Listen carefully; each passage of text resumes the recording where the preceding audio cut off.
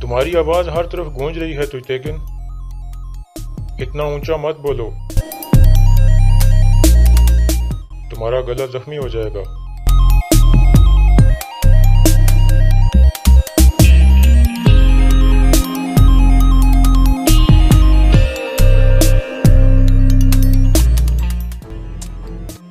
غدار، نقصان ہو جانے کے بعد بہت بڑی قیمت چکانی پڑتی ہے تجتیکن۔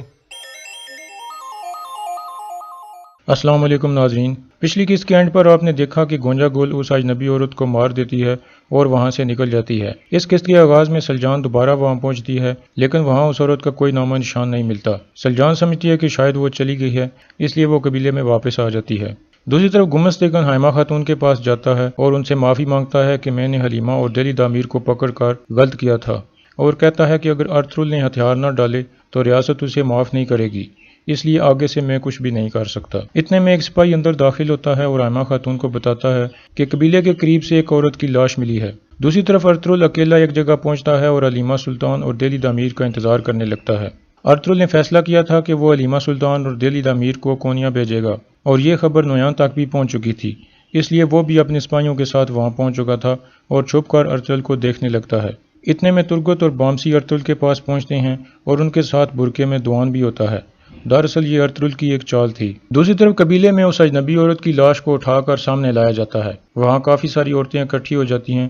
اتنے میں سلجان وہاں پہنچتی ہے اور اس عورت کی لاش دیکھ کر چونک جاتی ہے اور فوراً واپس قبیلے کی طرف بھاگتی ہے۔ وہاں پہنچ کر سلجان چلانا شروع کر دیتی ہے کہ آیت الن ایک قاتل ہے اور اس عورت کو آیت الن نے مارا ہے۔ گندوگدو اسے چپ کرانے کی کوشش کرتا ہے، لیکن سلجان خاموش نہیں ہوتی۔ حائمہ خاتون اس سے پوچھتی ہیں کہ تم کیسے کہتی ہو کہ آیت الن نے اسے مارا ہے؟ سلجان کہتی ہے کہ اس عورت کو دیکھ کر آیت الن کا رنگ پھیکا پڑ گیا تھا اور اس نے فوراً اسے قبیلے سے نکال دیا تھا اور اب اس کی لاش ملی ہے۔ آیت الن کہتی ہے کہ ہاں میں نے اسے نکالا تھا، لیکن میں آج سارا دن قبیلے سے نکلی ہی نہیں اور یہ سب عورتیں میری گواہ ہیں، اس لیے سلجان کی بات پر کوئی بھی اعتبار نہیں کرتا، اور حائمہ خاتون گندوگدو سے کہتی ہیں کہ اپنی بیوی کو یہاں سے لے جاؤ۔ اس کے بعد گندوگدو اسے ڈانٹ کر وہاں سے بھیج دیتا ہے۔ دوسری طرف تجتیکن اپنے سپاہیوں کے ساتھ روانہ ہو جاتا ہے تاکہ ارطغرل کو پکڑ سکے، اور سیدھا ارطغرل کے سامنے پہنچ جاتا ہے۔ ارطغرل اس سے پوچھتا ہے کہ تم یہاں کیا کر رہے ہو؟ تجتیکن کہتا ہے کہ میں تم سے سلجوق کمانڈر ارتکش کی موت کا حساب لینے آیا ہوں اور تم نے ریاست کے ساتھ غداری کی ہے۔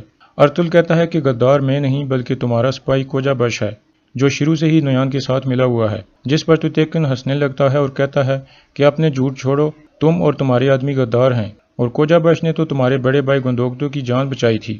ارطغرل کہتا ہے کہ تم اتنے بولے ہو کہ مجھے تم پر رحم آ رہا ہے، جس پر تجتیکن غصے میں تلوار نکال لیتا ہے۔ اس کے بعد ارطغرل بھی اپنی تلوار نکال لیتا ہے اور کہتا ہے کہ اچھا ہوتا اگر تم اپنے اندر موجود غدار کو پہچان لیتے۔ تجتیکن کہتا ہے کہ تم نے حلیمہ کو قبیلے سے ایسے کیوں یہاں بلایا ہے؟ اس کے بعد دوان برقع اتار دیتا ہے جس کو وہ حلیمہ سمجھ رہے تھے۔ دوسری طرف نویان بھی یہ سب کچھ مزے سے دیکھ رہا ہوتا ہے کہ یہ آپس میں ہی لڑ کر ایک دوسرے کو مار دیں گے۔ ارطغرل کہتا ہے کہ اس غدار نے ہم دونوں کے لیے جال بچھایا ہے اور وہ منگول بھی جلد یہاں پہنچنے والے ہیں۔ تجتیکن کہتا ہے کہ کافی ہو گیا اور پھر ارطغرل پر حملہ کر دیتا ہے۔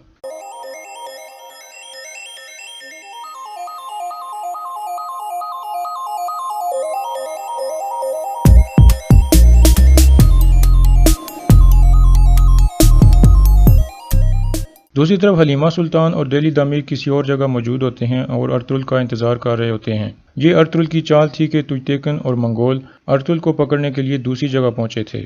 دوسری طرف تجتیکن اپنے سارے سپاہیوں کو حملہ کرنے کا حکم دیتا ہے۔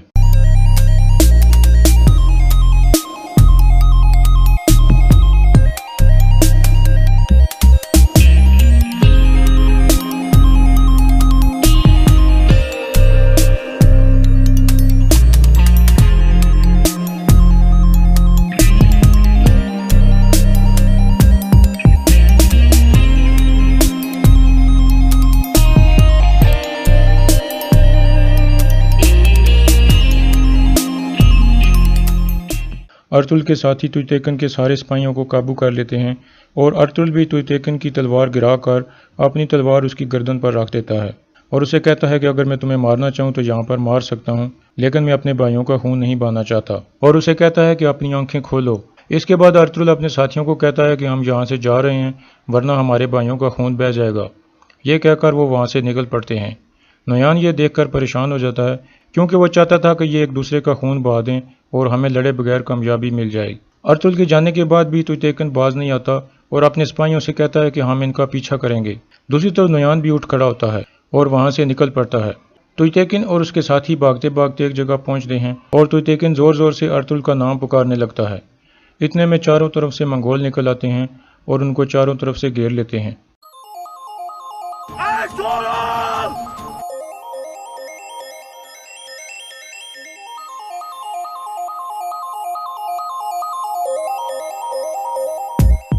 تمہاری آواز ہر طرف گونج رہی ہے توتیکن، اتنا اونچا مت بولو، تمہارا گلا زخمی ہو جائے گا۔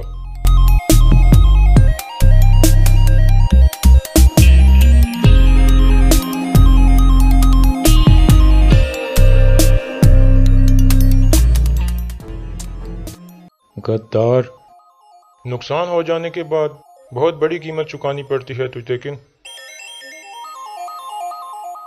دوسری طرف قبیلے میں آیت اپنے بھائی گمستیکن کو کہتی ہے کہ سلجان کو سب پتہ چل گیا ہے۔ گمستیکن کہتا ہے کہ کیا اسے یہ بھی پتہ چل گیا ہے کہ کرکت کی پہلی بیوی دورو کو بھی تم نے مارا تھا؟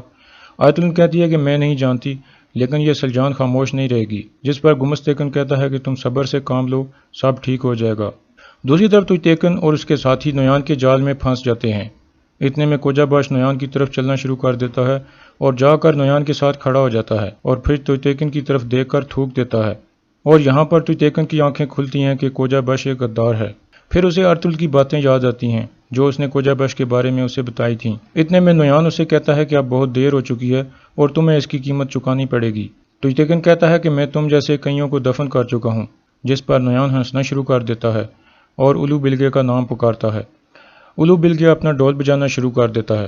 اس دوران توتیکن کا ایک سپاہی نویان پر حملہ کر دیتا ہے اور اس طرح لڑائی شروع ہو جاتی ہے۔